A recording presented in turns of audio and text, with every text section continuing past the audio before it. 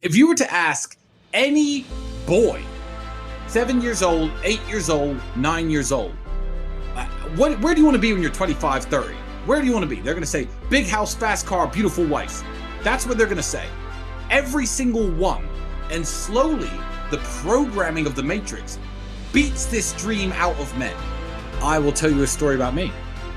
I don't know, probably not old enough, but there was a game called, before Fortnite, before it all existed, the huge game when I was in my late teens, early 20s was Call of Duty Modern Warfare. So I used to play that game.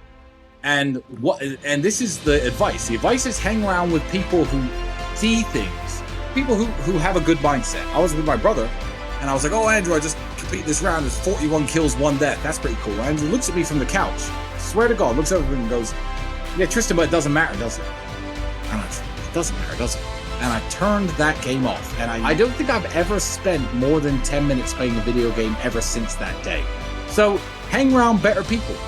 You know, if you're wasting your life, if you're wasting your talents, leave that group of friends. Cut low quality people out of your life. And slowly, as you go out into the world and apply yourself at different things that are more useful, you'll probably find out that you're not as useless as you think. Well, I do get asked the question by young men a lot. And it's always about making money. You mean you want to be rich. Cool. Let me tell you something. First and foremost, almost no one ever gets rich. The internet will preach all this, oh, your time will come when the universe thinks it's right and all this. No. Most people work their shitty job, live their shitty life, live their shitty old age, and then they die. And most people never ever get rich. They never get to live like Sterling. And that's the reality for most people. So, first of all, understand that. Second of all, and my advice is non-advice.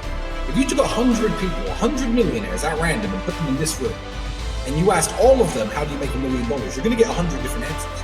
Elon Musk would say, I invented PayPal. And Jeff Bezos would say, I sold books online. Like, you're not going to get a definitive answer. So what do you think? Not necessarily what do you enjoy. Do what you enjoy is most of what you enjoy won't be paid. What do you think you could be good at? Sit and analyze yourself. What do you think you could be good at? Ask yourself that. I don't know you. What are you good at? Think about what you think you could do and answer the question to yourself. I can't. That's my advice. Like, look where money is moving and stand in the way. I know a dude when I was trying to buy a part for my car. He was like, oh, I know someone who's got car parts and stuff cheaper. He heard I had a problem. He heard I was going to spend money on a car part. He jumps in the middle, probably made himself $1,000. I don't care how much he made. He's saving. Look where money is moving and getting them. That's a good starting position. I never wanted to be a multimillionaire. Andrew once said to me, famously, Tristan, if we could just find a way to make like 50, 100 pounds a day from home, that would alleviate a lot of our problems. Start small, because as you climb the mountain and you reach where you wanted to reach, you realize that there are new mountains to climb. There are new mountains to climb for me right now. And I'm at a level that a lot of people can't even dream of getting to. But you see it. It opens new doors when you accomplish the goals that you're aiming for. And it opens your eyes to what's possible from there. So don't think I want to be a multimillionaire. Think, okay, I want some financial independence. I want to work 20 hours at the fast food store instead of 40, but supplement my income from home. Okay, I've done that. Now I have more free time. Where do I go from here? I've reached that mountain. I've seen what's possible and aimed higher. That's it. So don't think, how am I going to become a multimillionaire? Think of your short-term goal. Make sure your mother works less, buy yourself some nicer clothes, live in a better apartment, and think of how you can make those things happen. And as you go up in value as a man, you'll learn a lot about yourself, and from then you can tackle bigger goals. Stop wasting your time. So I was 17, I was working at a fast food restaurant making sandwiches. Now, the internet didn't really exist as such, but looking back on it, it was part of my journey. And I regret nothing because I ended up where I am. So would I even go back and tell myself anything, is the question. If I had to, it would be to not burn so much of my time. Let's talk to the 17-year-olds who are listening. Do you finish your job, come home, play video games, etc.? That's what I used to do when I was 17 a little bit. What I didn't do is come home and think, okay, let's work on something new. Let's try and build something. Let's start a YouTube channel. Let's start creating content instead of consuming content. I'd tell myself to be a little bit more proactive with my free time and not go out so much. And being a gentleman is very, very important. There doesn't have to be a winner. when you're going on a date with a woman and you're looking to sleep with her and she's looking to have a good time, you could both go home happy. You really can. You don't have to feel like you defeated her somehow or you tricked her somehow. She doesn't need to feel like she used you somehow. You can have a wonderful evening. You're nice to her. You open the car doors. You buy her a bouquet of flowers. You have dinner. You make love. You go home. She's happy. You're happy. It's down to you. It's personal accountability. And that's what a lot of guys want to throw out the window these days. It's like failing in every business you've ever attempted, failing to make money, and blaming capitalism, or failing in every boxing match or every American football game and NFL game you've ever played, and blaming the referees or blaming the rules. No, it's personal accountability and it's personal responsibility. So I think a lot of these guys need to really, really look in the mirror, as I do. And sometimes I look at myself and think, Tristan, okay, you're a little out of shape.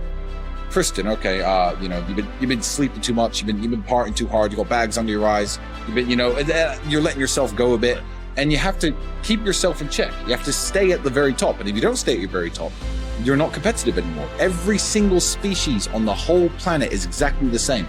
Every single female of every single species looks at the most competitive males and thinks those are the ones I want to have my children. And women, human women, are exactly the same. So if you're not having the success with women that you want, don't go out there trying to blame women and don't go out there trying to change women. And what people don't want to hear is that to become Tristan Tate was a slow process of hard work that took me 15 years. And I'm still working on myself. I think the Tristan Tate in 3 or 4 years is going to be a much better version of who I am now. And what a lot of people want to do is, blame their circumstances. Well, they don't understand that. I mean, height aside, you could change every circumstance about you. You could change how handsome you are. You could change how fit you are, how strong you are, how rich you are, how smart you are. I am very fortunate. I don't know what loneliness feels like. And that's something that most men can't say. And it's why me and my brother, when we understood through meeting very good friends of ours who were married for 10 years, felt alone. Ex-military guys who felt that sense of brotherhood and loyalty and companionship in the army, or on their sports team, their college baseball team, their fraternity, their football team, and they lose it. Those are the guys who opened my eyes to how special the relationship I have with my brother is. And that's what I try to tell the world as well. I don't know what loneliness feels like. I was born in a very underprivileged family. I grew up absolutely broke. I didn't have I wasn't dealt the best hand, but there was always an ace up my sleeve. So I don't know what that feels like. I've always had companionship. I've always had someone who had my back, someone to fight with me, someone to work with me in terms of my brother. So I'm not going to sit here and say that the journey to the top for me necessarily was lonely.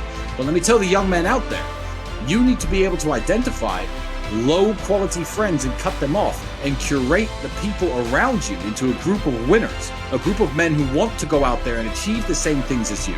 And the journey to the top not only won't be lonely, but it will be far easier.